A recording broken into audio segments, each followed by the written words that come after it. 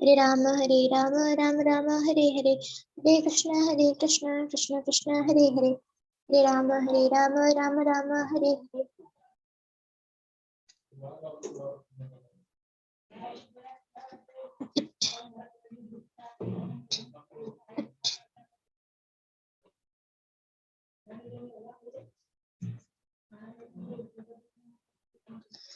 Nectar of Devotion, Chapter 30.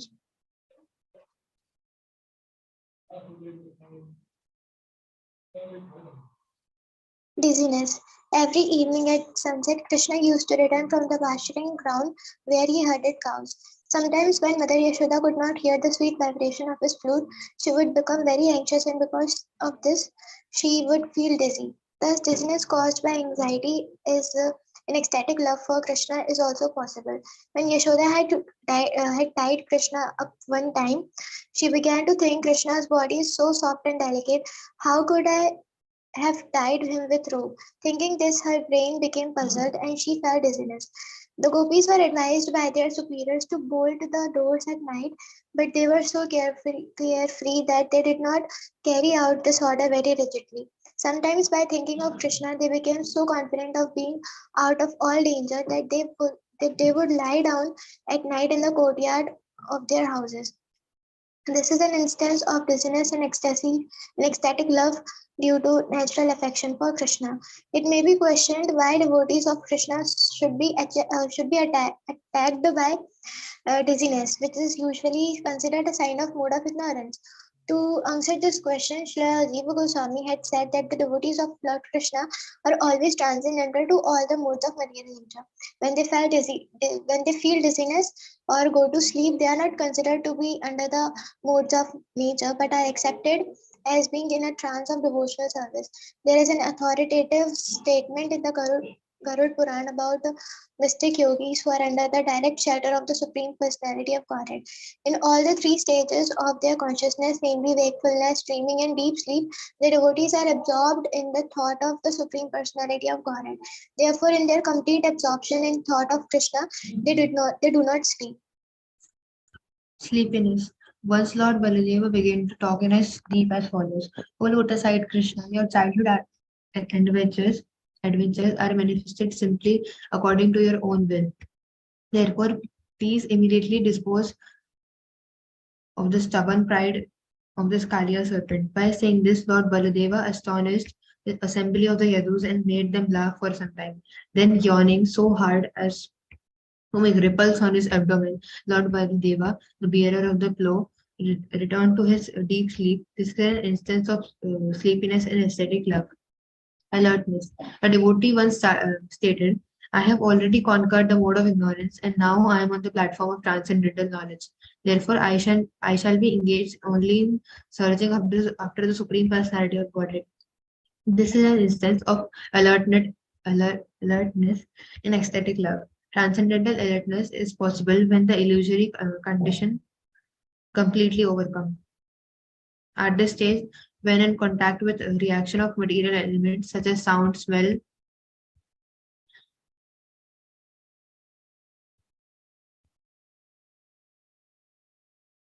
touch, or taste, the devotee realizes the transcendental presence of the Supreme Personality of Godhead. In this condition, the aesthetic symptoms, example, standing of the hair on body, rolling of the eyeballs, and getting up from sleep, are persistently visible. When Srimati Radharani first saw Krishna, she suddenly became conscious of all the transcendental happiness, and the functions of her different limbs were stunned. When Lalita, her constant companion, whispered into her ear the holy name of Krishna, Radharani immediately opened her eyes wide. This is an instance of alertness caused by hearing the sound of Krishna name. One day, in a joking mood, Krishna informed Srimati Radharani, my dear Radharani, I am going to give up your company. Upon saying this, he immediately disappeared. And because of this, Radharani became so afflicted that the hue of her body changed, and she immediately fell upon the ground of Vrindavan. She had practically stopped her breathing, but when she smelled the flavor of the flowers on the ground, she awoke in ecstasy and got up. This is an instance of transcendental alertness caused by smelling.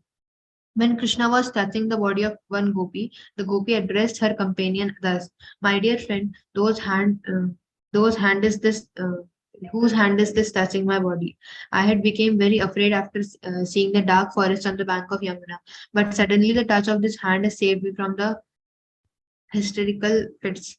This is an instance of alertness caused by touching. One of the gopis informed Krishna, "My dear Krishna, when you disappeared from the arena of the Rasa dance, our most dear friend Srimati Radharani immediately fell on the ground and lost consciousness. But after this, when I offered her some of the chewed betel nut remnants, she immediately returned to the consciousness with jubilant symptoms in her body. This is an instance of alertness caused by tasting. One night, Srimati Radharani was talking in a dream. My dear Krishna, she said, please do not play any more jokes on me. Please stop. And please don't touch my garments either. Otherwise, I shall inform the elderly persons and then I shall disclose all your naughty behavior. This, while she was talking like this in a dream, uh, she suddenly uh, she suddenly awoke and saw some of her superiors standing before her. Thus, Radharani became ashamed and bowed her head. This is an instance of alertness after waking up from sleep. There is another instance of this. A messenger from Krishna came to Srimati Radharani while she was sleeping, and Radharani immediately awakened. Similarly, Krishna began to blow his flute in the night. All the gopis, the beautiful daughters of the cowherd men, immediately got up from their sleep. There is a beautiful, there is a very beautiful comparison made in this connection. The lotus flower is sometimes surrounded by white swans, and sometimes it is surrounded by black wasps who are collecting its honey. When there is a thundering in the sky, the swans go away, but the black wasp stays to enjoy the lotus flower. The gopis' sleeping condition is compared to the white swans, uh, and the sound of Krishna's flute is compared to black wasps. And when Krishna's flute sounded, the white swans, and which represents the sleeping condition of the gopis, were immediately vanquished, and the black wasp sound of the flute began to enjoy the lotus flower of the gopis' beauty.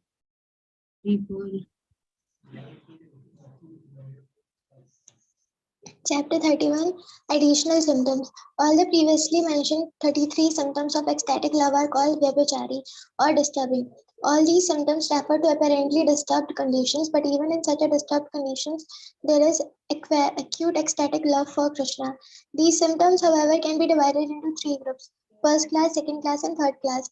There are many disturbing symptoms in ecstatic love, such as envy, anxiety, pride, jealousy, confusion, cowardliness, forgiveness, impatience, hankering, regret, doubtfulness, and impotence. These are included in the 33 conditions of ecstatic love. Srila Rupa Goswami has very nicely analyzed the different kinds of disturbing symptoms, and although it is very difficult to find the exact English equivalents for many Sanskrit words used here, his analysis will now be presented. When one becomes malicious upon seeing another's advancement of life, his state of mind is generally called envy. When one becomes frightened at seeing a lightning bolt in the sky, that fearfulness brings on anxiety. Therefore, fearfulness and anxiety may be taken as one. One's desire to hide his real mentality is called avahitta or concealment, and a desire to exhibit superiority is called pride. Both of these may be classified under pretension. In a pretentious attitude, both avitta and pride are to be found. One's inability to tolerate an offense committed by another is called amarsh, or one's inability to tolerate the opulence of another is called jealousy. Jealousy and amarsh are both caused by intolerance. One's ability to establish the correct import of a word may be called conclusiveness. And before such a conclusive determination of import, there must be thoughtful consideration. Therefore, the act of consideration is present during the establishment of a conclusion. When one presents himself as ignorant, his attitude is called humility, and when there is an absence of enthusiasm, it is called cowardice. Therefore, in humility, there is sometimes cowardice also. When the mind is steadfast, it is called enduring, and one's ability to tolerate others' offenses is called endurance. Therefore, forgiveness and endurance can be synonymous.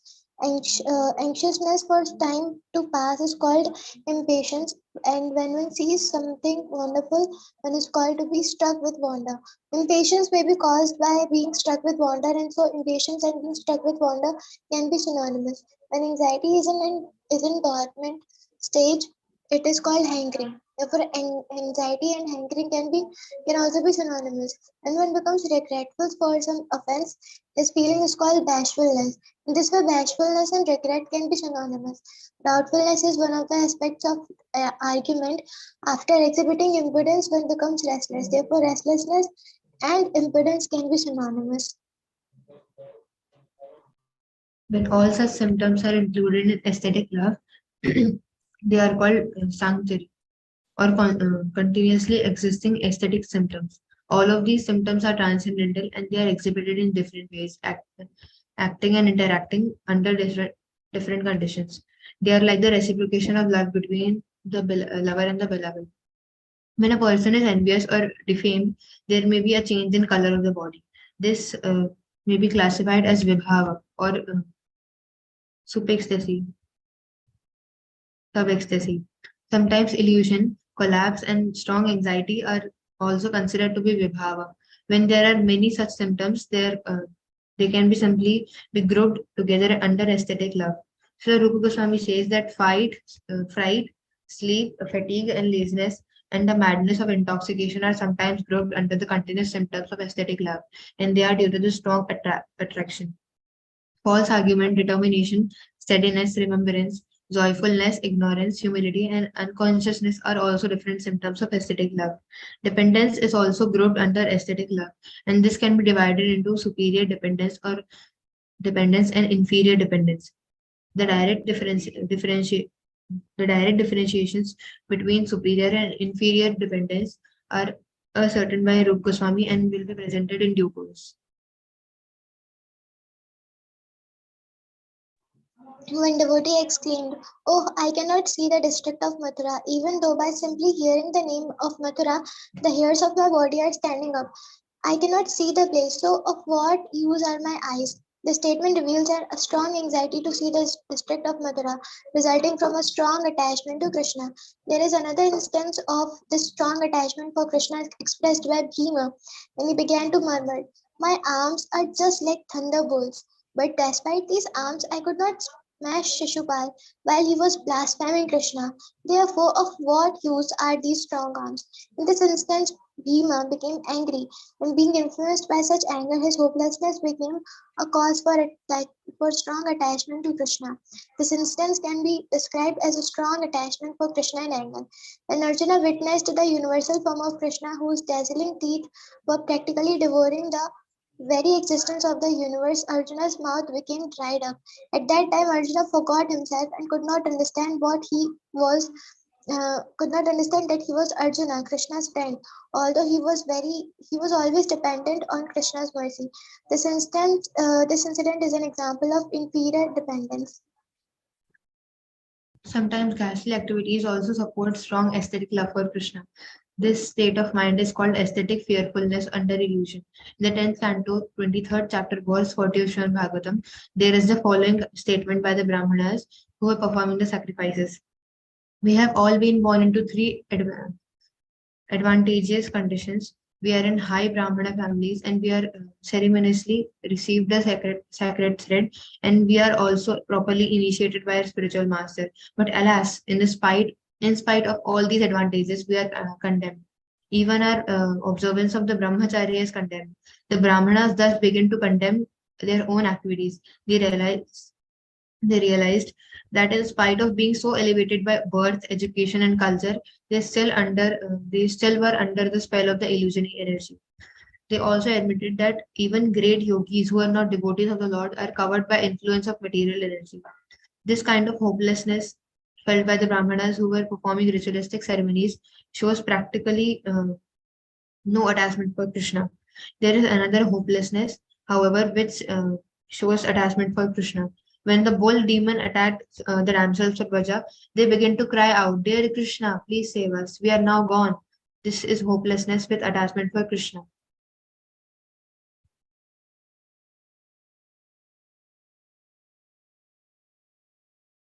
When the Keshi, uh, when the Keshi demon was assisted by Krishna, Kamsa became hopeless. He said, "Keshi Daitya was as dear to me as my own life, but he has been killed by some cowherd boys who is crude, uneducated, and ignorant and fighting.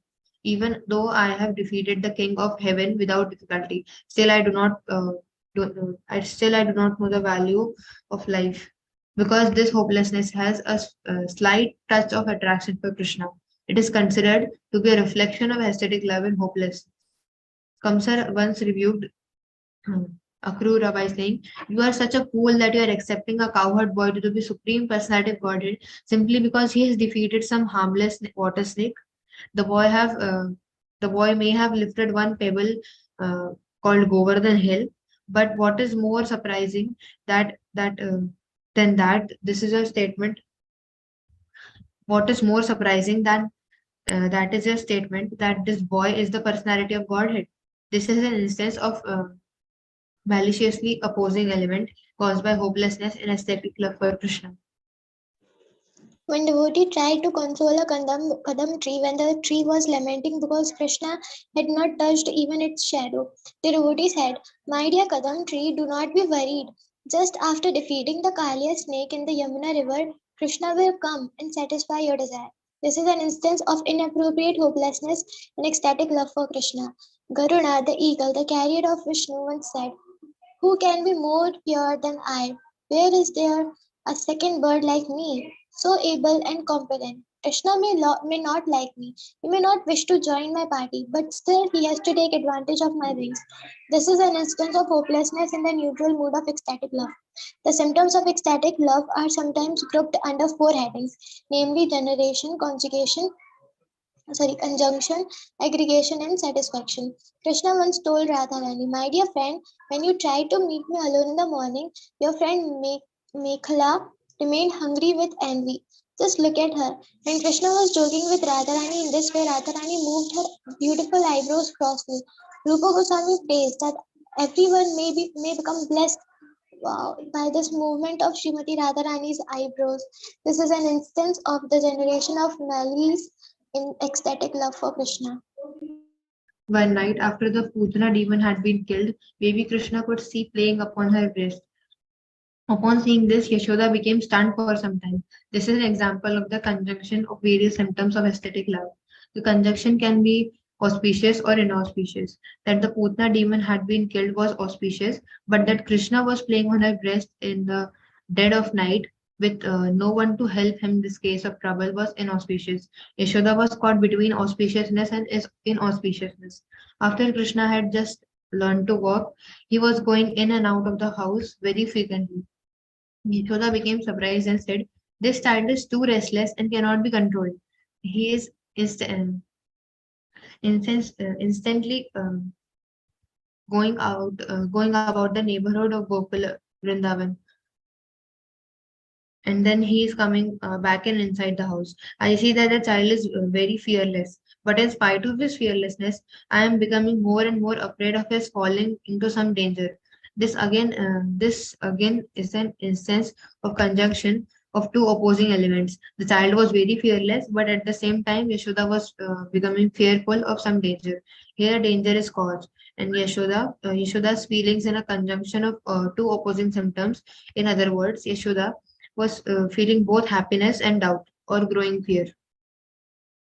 When Devaki, the mother of Krishna, saw her very jubilant, so when Devaki, the mother of Krishna, saw her son very jubilant in the presence of the wrestlers in Kamsa's arena, who two kinds of tears were simultaneously gliding down her cheeks. Sometimes her tears were warm and sometimes they were cold. This is an instance of a conjunction of jubilation and lamentation due to different causes of aesthetic love. Once, when Srimati Radharani was standing on the bank of Yamuna river in the forest of Vrindavan, she was attacked by Krishna, who was stronger than she. Although she externally expressed her disturbed mood from this incident, within herself she was smiling and feeling great satisfaction. Externally, she moved her eyebrows and made a show of rejecting Krishna. In this mood, Radha Rani looked very beautiful, and Srila Rupa Goswami glorifies her beauty. This is an instance of exhibiting varying feelings in ecstatic love. Although the cause is one only Krishna. Sometimes there were great festivals in the house of Nanda Maharaj, and all of the inhabitants of Vrindavan would assemble for these festivals.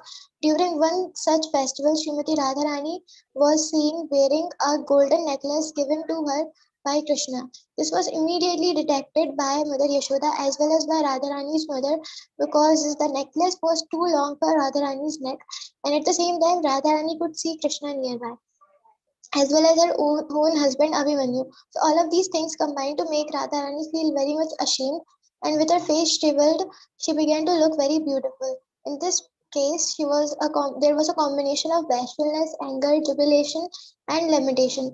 This is an instance of an aggregate of symptoms of ecstatic love. Kamsa once said, "What harm can this boy do to me? He has no power." The next moment, Kamsa was informed that all of his friends had been killed by the boy. Then Kamsa began to think in perplexity, "Shall I go immediately and surrender into him? But how can a great warrior do this?" The next moment he thought, "Why should I be afraid of him? There are so many wrestlers standing to support me." But the next moment he began to consider, "The boy is certainly not common because he has lifted Govardhan Hill with his left hand. So what can I do in this connection? Let me go to Vrindavan and inflict the pains of all the residents there. But I still cannot go. But I still cannot even go out because my heart is trembling from fear of this boy." This condition of Kamsa's mind reveals that instance, reveals an instance of pride, lamentation, humility, determination, remembrance, doubtfulness, anger, and fear. Actually, eight different symptoms comprise the mental condition of Kamsa. This is another instance of an aggregate of symptoms in a hopeless aesthetic love.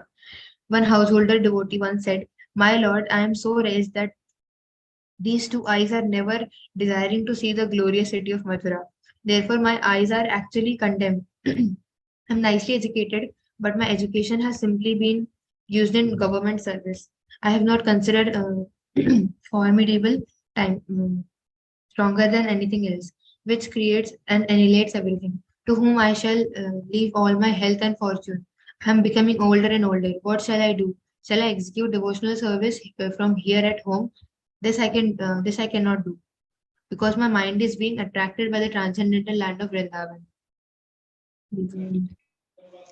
This is an instance of hopelessness, pride, doubt, patience, lamentation, determination, and eagerness, an aggregation of seven different symptoms in ecstatic love for Krishna. There is a proverb in Sanskrit that says disappointment gives rise to the greatest satisfaction. In other words, when one's sentiment or ambition becomes too great and is not fulfilled until after seemingly hopeless tribulation, that is taken as the greatest satisfaction. Once the cowherd boys in Vrindavan were vainly searching after Krishna for a long time, and for that reason their faces became blackened and their complexions appeared faded. Just then they could hear on the hill a faint vibration from Krishna's flute.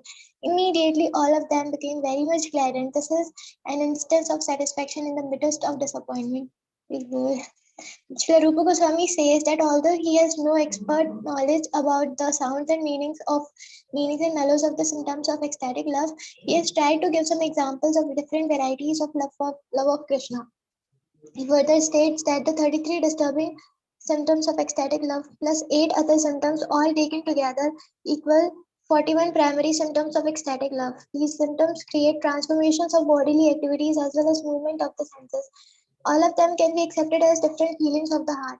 Sometimes some of the feelings are quite natural, sometimes some of the feelings are just temporary appearances. Those symptoms that are very neutral always remain both within and without the devotee.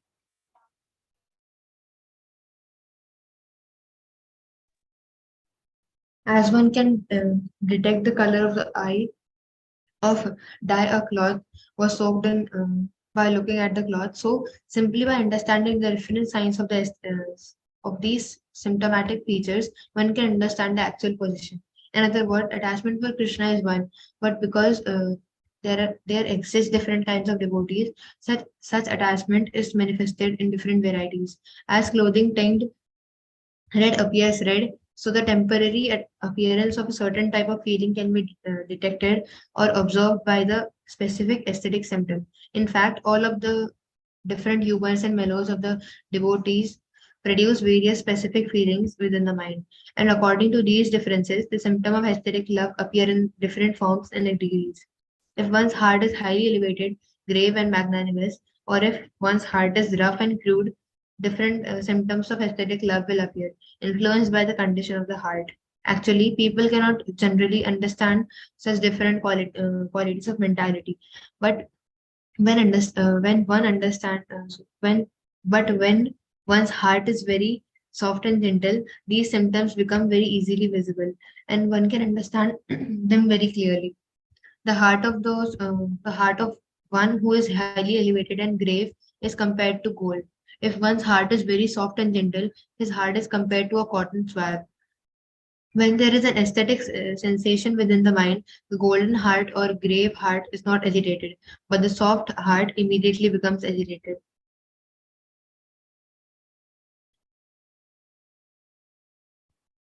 To offer another example, a grave, magnanimous heart is compared to a great city, and a soft heart to an insignificant cottage.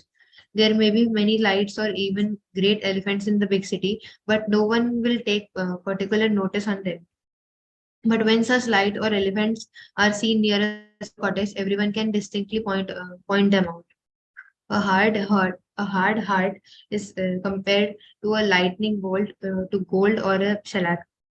This lightning bolt is very strong and never becomes soft. Similarly, the hearts of those who are engaged in the severe austerities and penances do not become very easily softened. The golden heart becomes melted at high temperature, as in aesthetic love, and the shellac heart is very easily melted in slight temperature.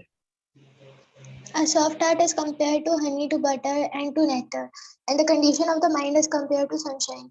As honey and butter become melted even in slight sunshine, soft-hearted persons become easily melted. Nectar, however, is by its nature always liquid. All the hearts of those who are in pure ecstatic love with Krishna are by nature always liquefied, just like nectar. A pure devotee of Krishna is always specifically qualified with nectarian qualifications and sometimes with the qualifications of butter and honey. On the whole, the heart in any of the different conditions mentioned above can be melted under certain circumstances, just as a hard diamond is sometimes melted by a combination of certain chemicals. In the Dhanikeli Komudi, it is stated when love develops in the heart of a devotee, he cannot check the transformation of his sentiments. His heart is just like the ocean at the rising of the moon.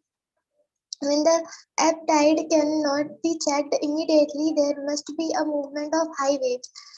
Although in its natural state, the ocean is always grave and unfathomable.